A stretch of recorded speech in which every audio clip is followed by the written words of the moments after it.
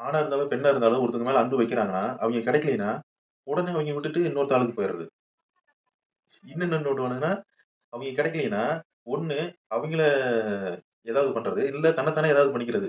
இதுதான் இந்த 2கே கிட்ஸோட இந்த 2000க்கு பிறகு பிறந்த குழந்தைகளோட மனநிலையாவே இருக்கு. இந்த மனநிலைய இந்த 2கே குழந்தைகள் மாத்திக்கணும்னு தான் நான் சொல்லுவேன். இந்த 80, 90லாம் பொறந்த குழந்தைகள்லாம் உத்தமங்க. இந்த 2கே கிட்ஸ் எல்லாம் ரொம்ப மோசமானவங்கலாம் நான் சொல்ல கிடையாது. அப்ப இருந்த சூழ்நிலைக்கும், அப்ப இருந்த தொழில்நுட்ப வளர்ச்சிக்கும் ஏத்தவாறு பெற்றோர்கள் இருந்தாங்க. குழந்தைகள வளர்த்தாங்க. நல்லபடியா வளர்ந்தாங்க. ஆனா, இப்ப இருக்கிற தொழில்நுட்ப வளர்ச்சிக்கும், இப்ப இருக்க சமூக சீர்கேடுகளுக்கு நடுவுல ஒரு குழந்தைய வளர்த்துறதுங்கிறது ரொம்ப ரொம்ப பெரிய விஷயமா இருக்கு. அதைய பெற்றோர்களும் சரி, குழந்தைகளும் சரி புரிஞ்சுகிட்டு நடந்துகிட்டு ஒருத்தருக்கு ஒருத்தர் ஒத்துழைப்போட நல்லபடியா வளரணுங்கிறது தான் என்னுடைய கருத்தா இருக்கு.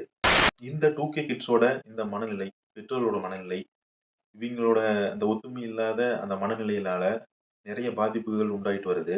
உதாரணத்துக்கு சொல்லப்போனா, நான் சொன்னேன்ல, ஒரு விஷயம் கிடைக்கலைன்னா, அந்த விஷயத்த அழிக்கணும்னு நெனைக்கிறான். இல்ல தன்ன தானே அழிச்சுக்கணும்னு நெனைக்கிறான்.